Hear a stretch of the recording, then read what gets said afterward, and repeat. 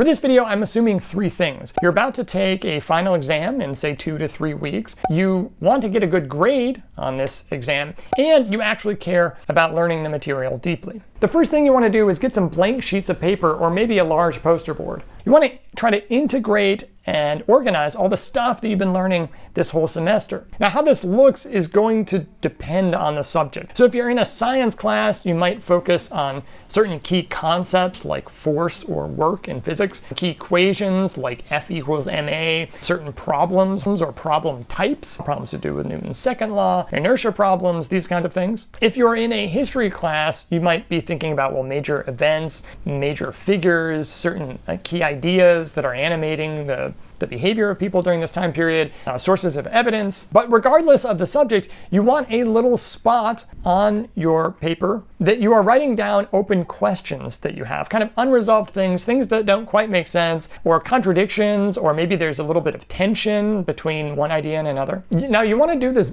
alone, by yourself, without the benefit of notes or your textbook or anything like that. It's just you, the paper, and the stuff that's inside your head. These poster boards or papers are not meant to be pretty. They're meant to be useful. It's the process of organizing this information that's really important. So you don't want to spend a lot of time coloring and making it look super cool. At the end of the video, I do have a couple of extra tips on how to do this. Step number 2 is to grab the syllabus. You kept the syllabus, right? Grab the syllabus, your old tests, your homework assignments, problem sets, notes, anything that you've created over the course of the last semester. So now you're going to use those materials to answer the questions that you left in this little box here and help fill in the gaps generally. Even just seeing the syllabus might jog your memory about some of the topics that you couldn't think of just on your own. Now, with all this information, you can start over again with a blank sheet of paper, or you can just modify what you already have. How long this takes depends. It depends on how much you already know. It depends on the subject. It depends on the class and the teacher. But a rough ballpark figure might be that this should take you about 6 hours or so, maybe over the course of a couple of days. Of course, you also want to pay attention to what's likely to be on the test. I hate it when teachers say, oh, this is not going to be on the test, but I'm just telling you this anyhow. If they say that, you know that it's not going to be on the test. There's no need to study for it. I just assume that everything can be on the test unless the teacher tells me differently. At this point, you should make an assessment about how much you know. If you feel like you're still struggling with the material, I would go back, focus on those areas that you're weakest in, review the materials, talk to other people about them, try to understand those areas more deeply. But if you feel like you've got 80% kind of there, 80% feeling like, yeah, I'm pretty good, then I think you should move on to the next step. Now you want to grab all of the practice tests that you possibly can. In some cases, you're going to have access to a bunch of old practice tests. There are some subjects, for me it was math, where they just had tons of old practice tests when I was an undergrad. It's the same tests, it's the same questions, same subject year after year after year. That is a rich source of material and a really good way to prepare for the test. But you might not have access to a practice test. Then the question becomes, what test-like questions do you have access to? Extra credit assignments, questions from homework, online tests in the same subject. You need to get your hands on something, and something hopefully that has either the correct answer or maybe example answers, say if they're like essay questions, something to give you an idea of what a good answer is to these questions, because you're going to be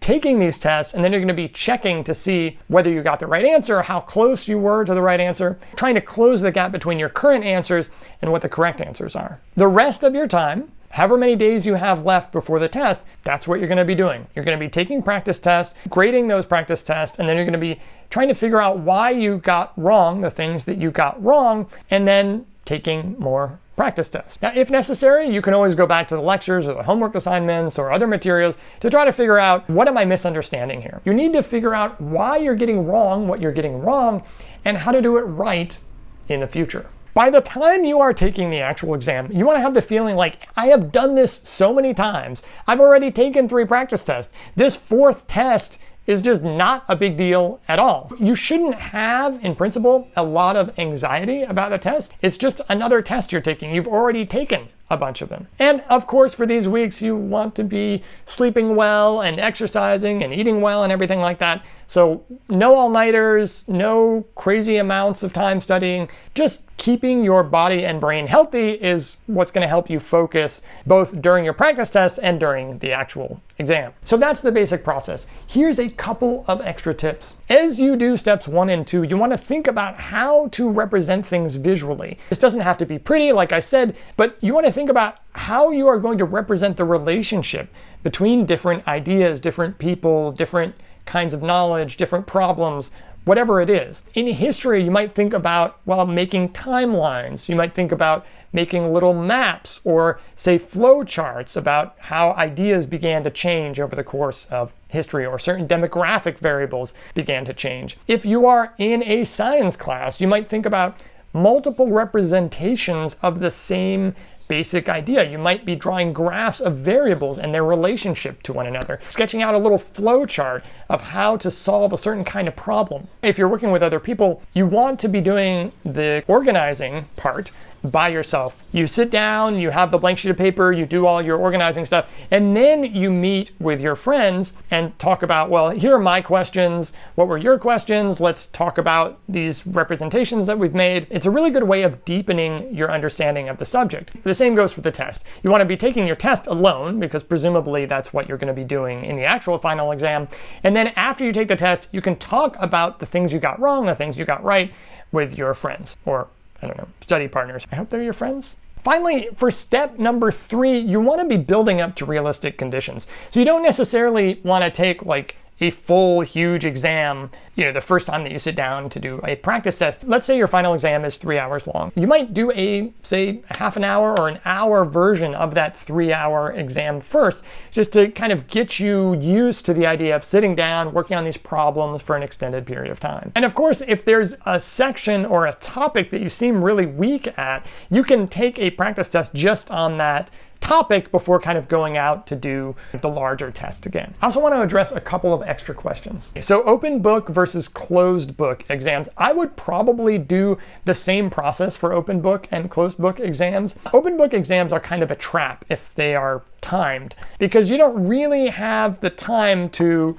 look things up in the book, interpret what the book is saying, and then formulate an answer and write the answer out. For the most part, in an open book exam, you want to be using the book just to check on a couple of things, or just to kind of make sure that a formula you're using is correct, or maybe pull a quote out that you knew was in there, or something like that. Multiple choice versus essay questions. So again, I think the same basic process is going to apply to both of these exams. Teachers use multiple choice exams because it's easier to grade. It's not necessarily about the students at all. With a multiple choice test, you obviously have the option of eliminating possible answer choices and then kind of making educated guesses. And so you can do okay that way. But if you just deeply understand the material, after you read the question, you should have an idea about what the right answer is, even before you read the answer choices. In the long run, it's better to spend your time deeply understanding the material instead of focusing on like, oh, here's a bunch of tricks I can do to try to figure out what the right answer is, when I could just figure out on knowing what the right answer is. For essays, the problem is usually with time. When you're doing these practice tests, at least some of the time, you want to be writing out a full essay as if you were to write that on an actual test. That can take a lot of time. That's not always the best thing to do. Sometimes you just want to write out like little bullets or organize things together. But to get a sense of whether you can write a good essay in a reasonable amount of time, you want to actually try to do that. The goal with an essay test is not to write the perfect essay. You can save that for your long writing assignments. It's just to write a good essay with a reasonable argument using lots of evidence to support what you're saying. All of this advice is based on the research on how people learn and evaluations of effective study techniques. The more that you do earlier in the semester, the better off you are going to be. So then you don't have to be scrambling 3 weeks before the test to try to learn all this material. Here's a video about a technique that you should be using throughout the semester to keep up with all of the material that you're learning. And good luck on the test.